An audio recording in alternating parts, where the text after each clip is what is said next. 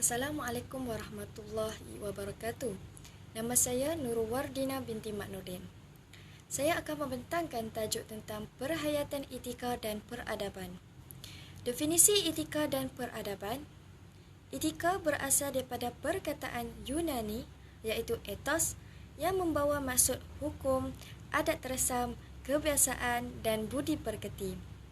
Etika juga adalah satu sistem dasar akhlak, adat tingkah laku atau kesusilaan.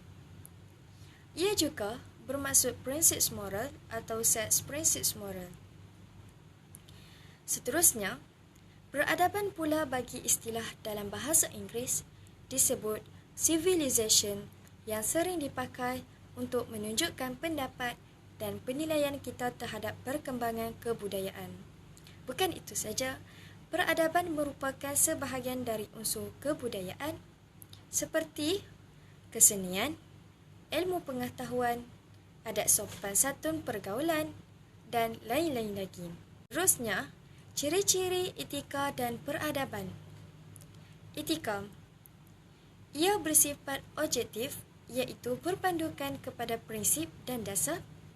Yang kedua, etika ini juga menyempurnakan sistem peradaban yang diamalkan. Bukan itu saja, etika memenuhi tuntutan peranan dan tanggungjawab. Di samping itu, ciri peradaban pula iaitu memahami terhadap nilai, norma, pengalaman, sejarah dan realiti kebudayaan yang wujud. Selain itu, sikap lapang dada dan keterbukaan terhadap pandangan orang lain. Assalamualaikum warahmatullahi wabarakatuh dan salam sejahtera. Nama saya Muhammad Syarif Shahruddin bin Azman. Saya ingin membentangkan tentang faktor yang mempengaruhi pembentukan etika dan peradaban. Terdapat banyak faktor yang mempengaruhi pembentukan etika dan peradaban. Antaranya ialah pengaruh keluarga. Pengaruh keluarga memainkan peranan penting dalam pembentukan etika dan peradaban. Hal ini kerana ibu bapa adalah orang yang pertama memberi didikan kepada anak-anak. Didikan ibu bapa akan menjadi pegangan hidup kepada anak-anak. Dengan ini, anak-anak akan mencontohi dan mempelajari etika daripada kelakuan ahli keluarga. Sebagai contoh, jika ibu bapa menunjukkan nilai yang baik seperti jujur, beradab dan adil, maka anak-anak juga akan mempunyai etika tersebut. Selain itu, faktor yang kedua ialah pengaruh rakan sebaya. Pengaruh rakan ini dapat dilihat di peringkat sekolah ataupun di tempat kerja. Etika seseorang individu biasanya dipengaruhi oleh tingkah laku rakan mereka, sama ada dari segi baik atau tidak baik. Jika rakan sekerja mereka mempunyai nilai moral yang baik seperti jujur, bertanggungjawab dan rajin, maka ia akan membentuk etika yang baik. Sebagai contoh, jika seorang pelajar mempunyai rakan yang selalu ponteng sekolah, malas membuat kerja rumah dan terlibat dengan aktiviti tidak baik, maka kemungkinan perbuatan negatif ini akan menjadi ikutan rakan-rakan yang lain. Seterusnya ialah faktor kasih sayang. Alam kehidupan remaja bermula dari sebuah keluarga. Keluarga yang pincang atau bercerai-cerai akan mempengaruhi remaja dari sudut yang negatif. Kurangnya kasih sayang membuat anak-anak memberontak dan membawa haluannya sendiri dan tidak memberi didikan sempurna kepada anak sehingga anak ini terabai lalu membentuk sikap keras, kasar, suka menipu dan tidak menghormati orang lain. Akhir sekali, etika adalah ilmu yang membahas perbuatan baik dan perbuatan buruk, betul dan salah manusia sejauh yang dapat difahami oleh fikiran manusia. Oleh itu, kita haruslah mengambil perkara-perkara yang baik sahaja dan meninggalkan perkara yang buruk agar menjadi orang yang berguna dan menjamin masa hadapan. Di sini saya ingin bercakap tentang kebaikan etika dan keburukan etika pada ketika ini.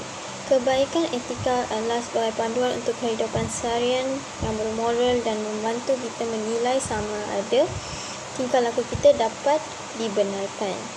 Etika merujuk kepada pengertian masyarakat mengenai cara yang betul dalam menjalani kehidupan seharian kita.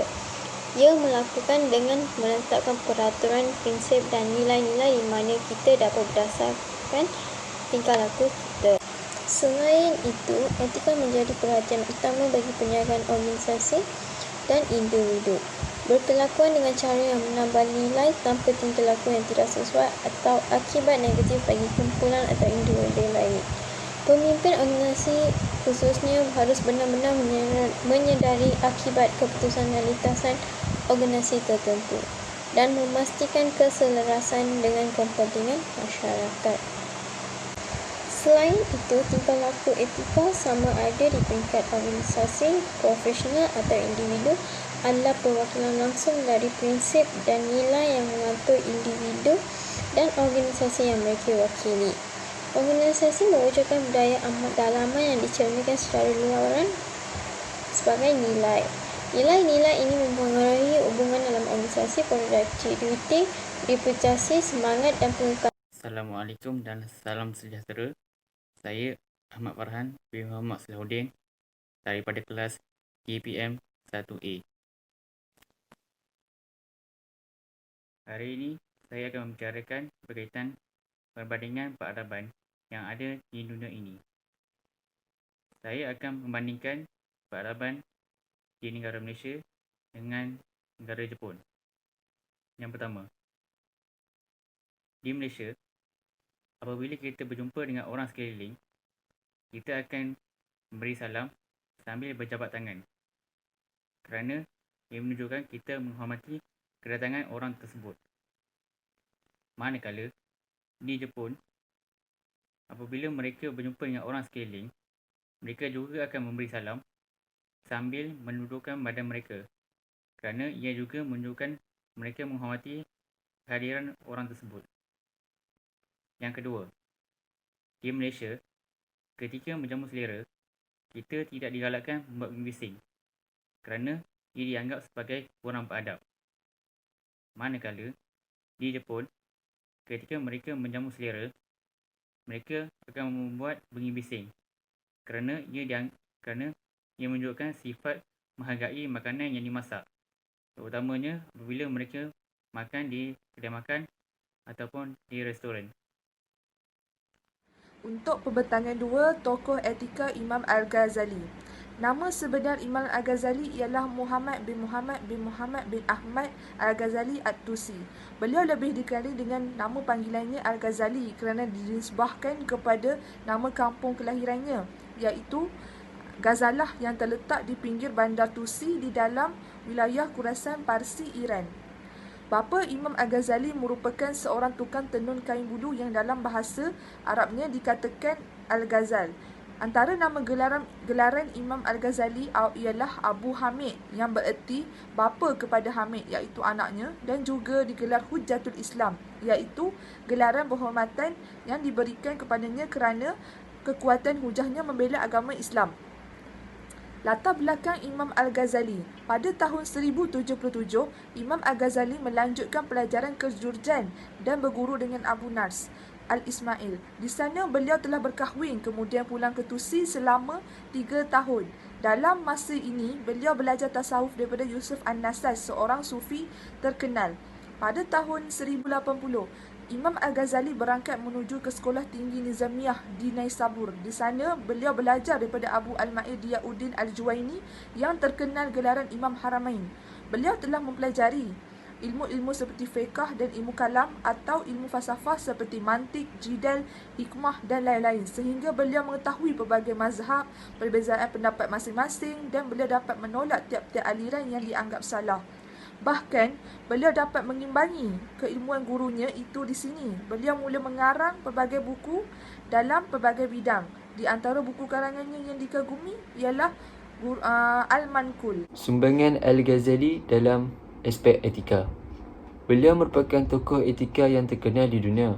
Etika menurut beliau ialah sikap beliau terhadap ilmu etika amat positif, dan beliau menganggap ilmu etika adalah sebagai hasil dari pemikiran para sufi yang telah ditimba oleh ahli falsafah dan diadunkan dengan corak pemikiran mereka.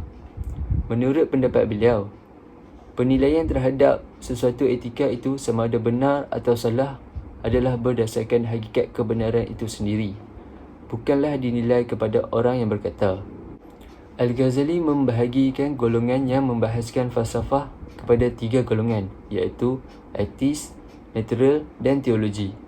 Golongan etis, golongan yang mengingkari wujudnya pencipta yang mentadbir seluruh alam ini. Golongan natural, golongan ilmuwan yang banyak membuat kajian berkaitan dengan tabiat, kejadian dan anatomi manusia, tumbuhan serta haiwan. Golongan teologi merupakan ahli yang membincangkan dan membahaskan soal-soal ketuhanan bersumberkan akal seperti Plato, Aristotle dan Socrates. Al-Ghazali merupakan individu pertama yang mengklasifikasikan semua ilmu falsafah kepada 6 bahagian, iaitu matematik, mantik, fizik, ketuhanan, siasah dan akhlak. Matematik menurut Al-Ghazali adalah berkaitan dengan ilmu hisab dan kejuruteraan. Ilmu ini tidak berkaitan dengan perbahasan dan sudut agama. Mantik pula ialah ilmu yang berkaitan dengan logik akal dan bagaimana akal sebagai ejen penyusun hujah-hujah yang dikemukakan. Ilmu fizik pula berkaitan dengan kajian alam, langit, bintang-bintang, air, udara dan alam seluruhnya. Ilmu ketuhanan dalam falsafah mengkaji aspek ketuhanan dan perspektif akal.